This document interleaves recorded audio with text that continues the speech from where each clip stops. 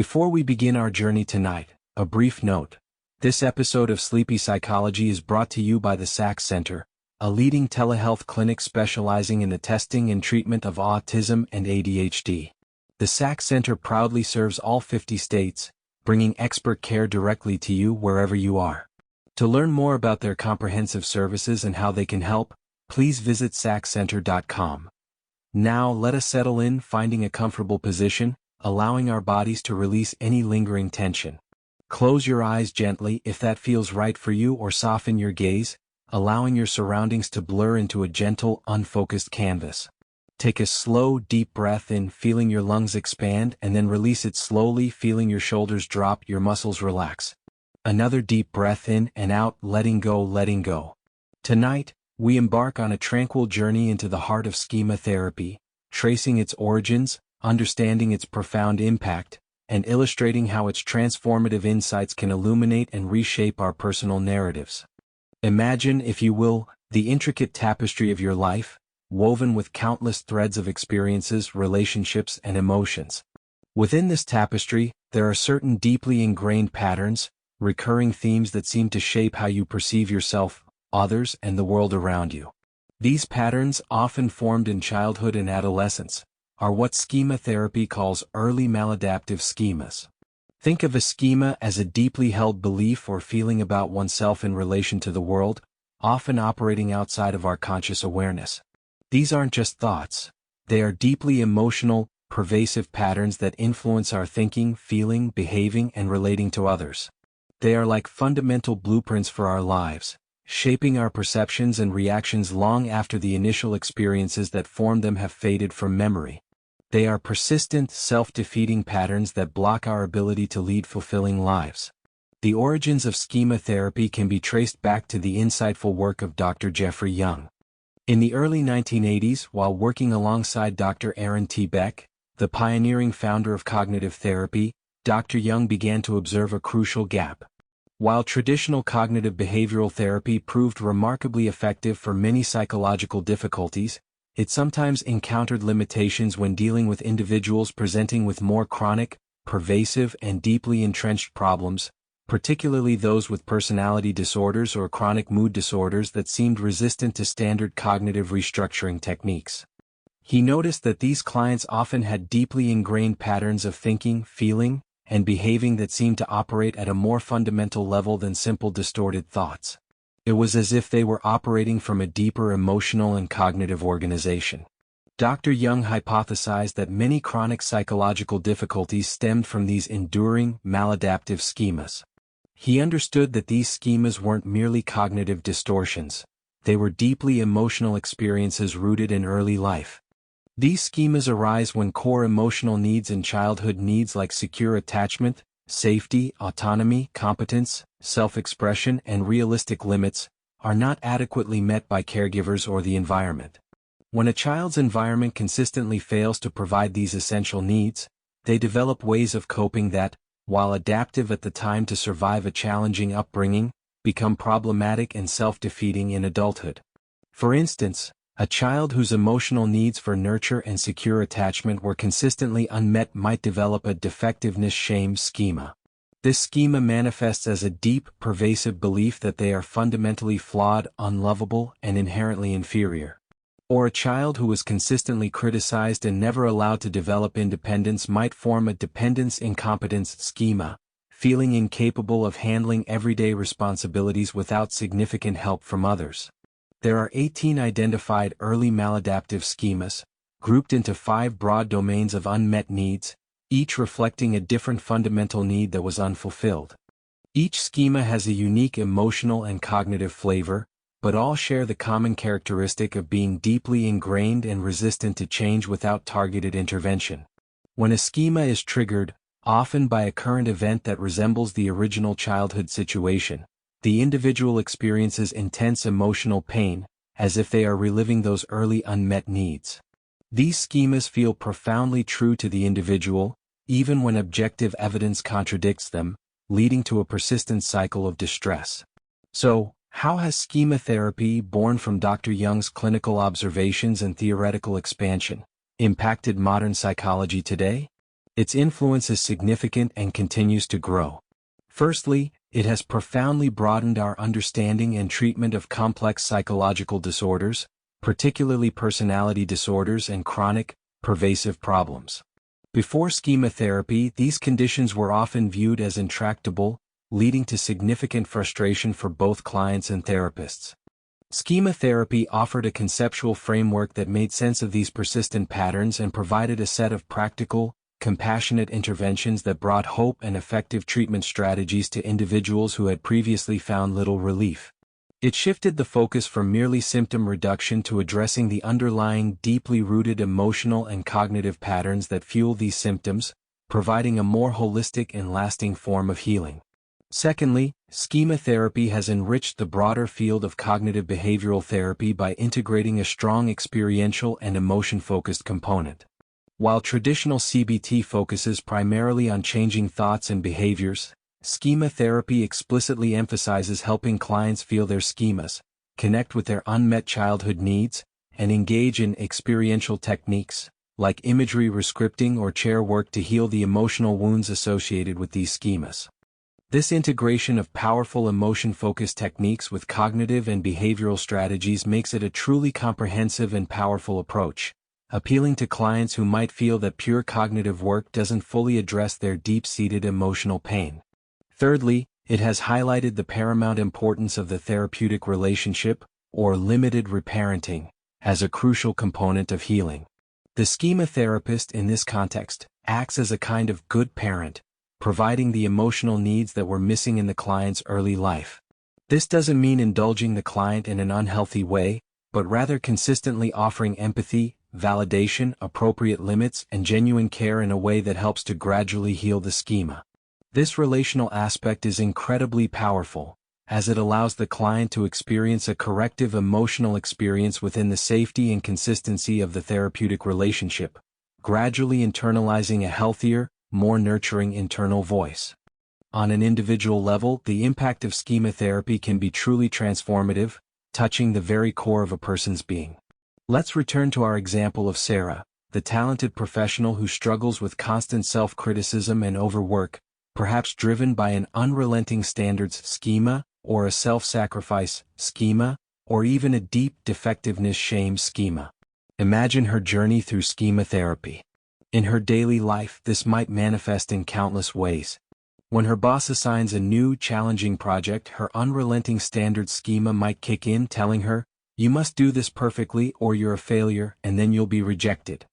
This internal pressure leads to long hours, neglecting her personal life, and constant anxiety about meeting impossible benchmarks.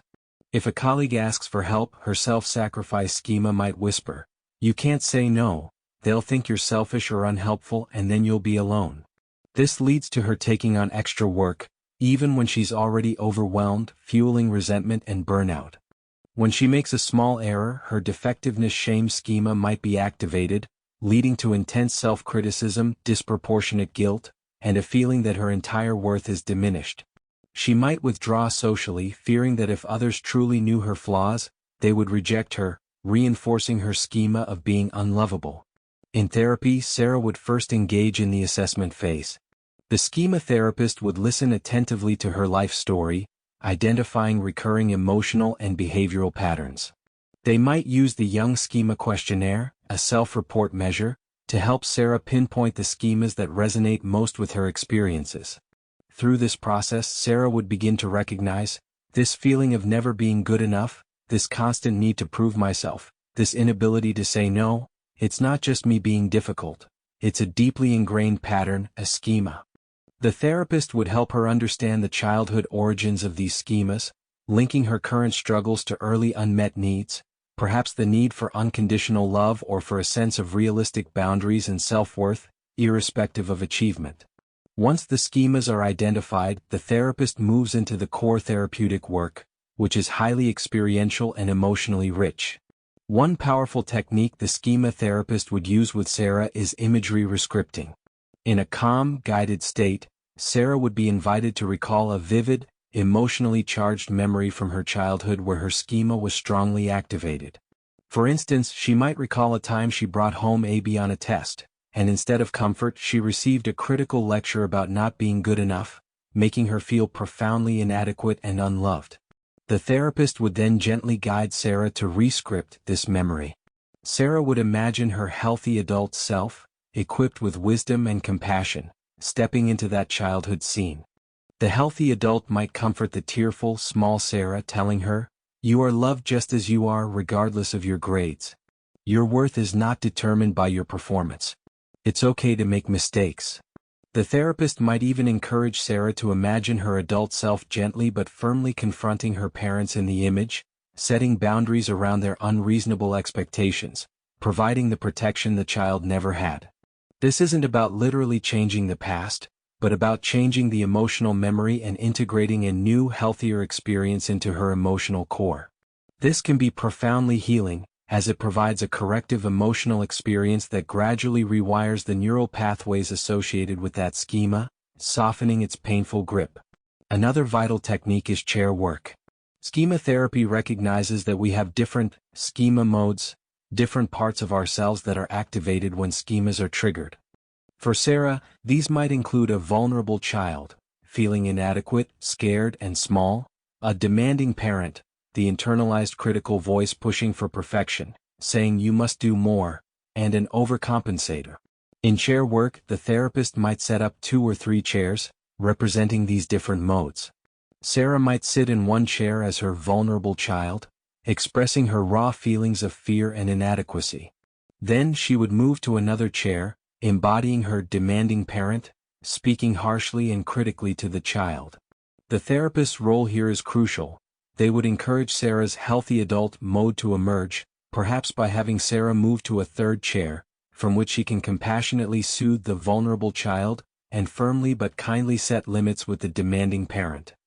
This externalization of internal conflict helps Sarah to gain distance from her schema-driven modes, recognize them as separate parts of her experience, and empower her healthy adult to take control, nurturing her vulnerable parts and challenging her inner critic. Beyond these powerful experiential techniques, a schema therapist would also integrate cognitive restructuring. Similar to traditional CBT, but applied to the deeper schema beliefs, the therapist would help Sarah identify the specific negative thoughts that arise when her schemas are triggered. They would collaboratively work to challenge these thoughts, finding evidence against them in her current life, and developing more balanced and realistic alternatives. They might encourage Sarah to keep a schema diary, tracking when her schemas are triggered, what emotions arise, what thoughts accompany them, and how she reacts, thereby significantly increasing her awareness and empowering her to choose different responses. Finally, behavioral pattern breaking is an essential component.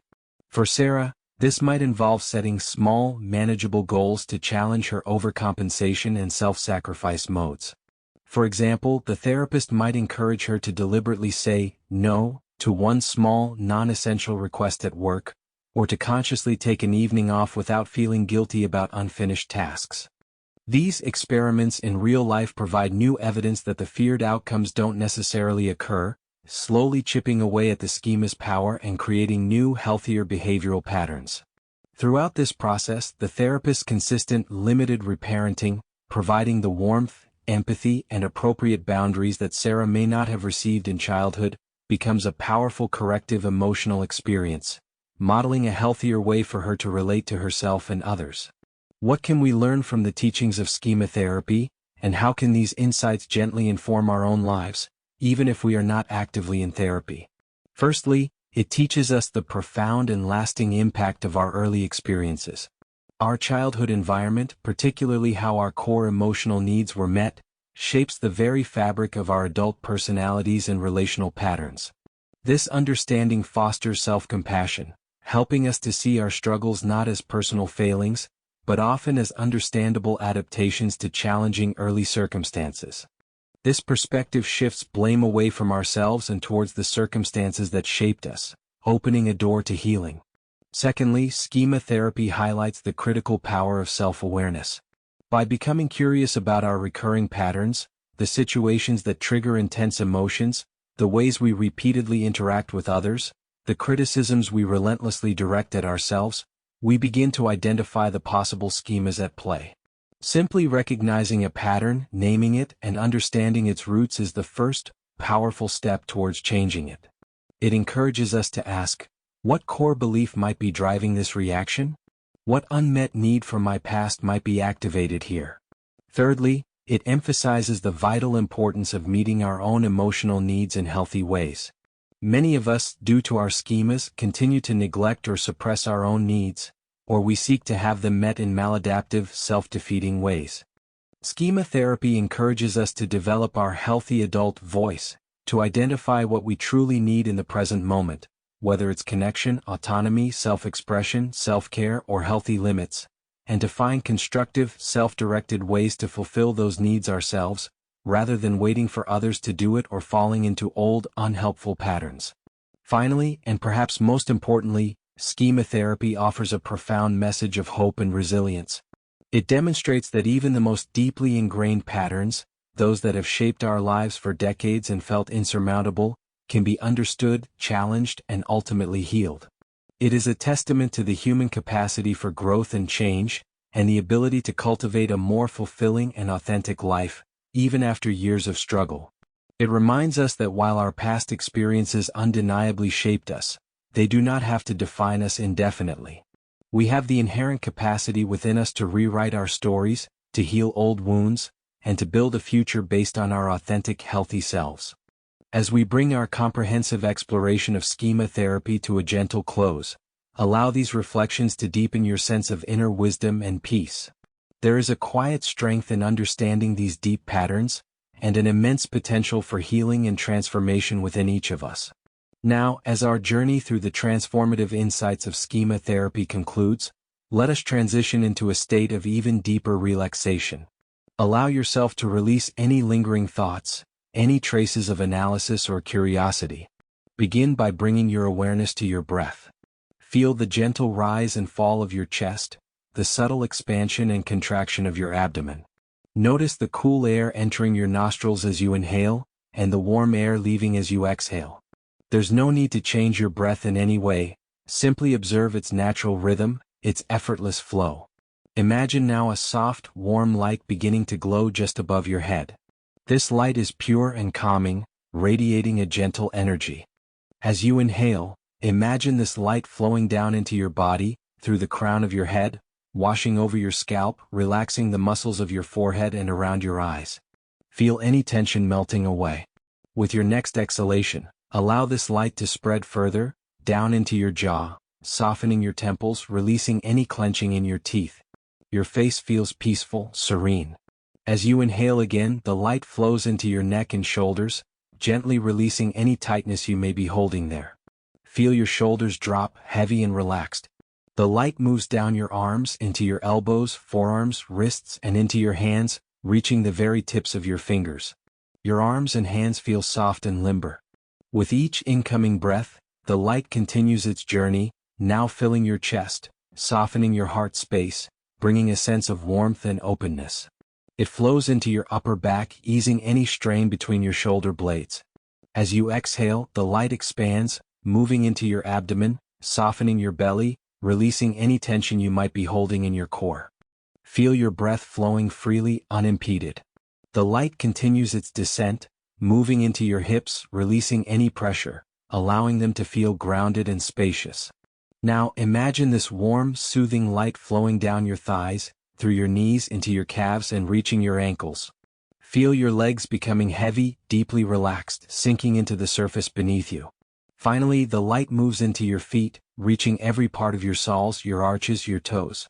Your entire body is now filled with this gentle, calming light, from the top of your head to the tips of your toes. You are completely enveloped in peace and stillness. Rest here in this peaceful space, bathed in this gentle light. Allow your mind to quiet, your thoughts to drift away like clouds on a calm summer day. There is nothing left to do, nowhere to go. Simply be here in this moment of deep, profound rest. You are safe. You are secure.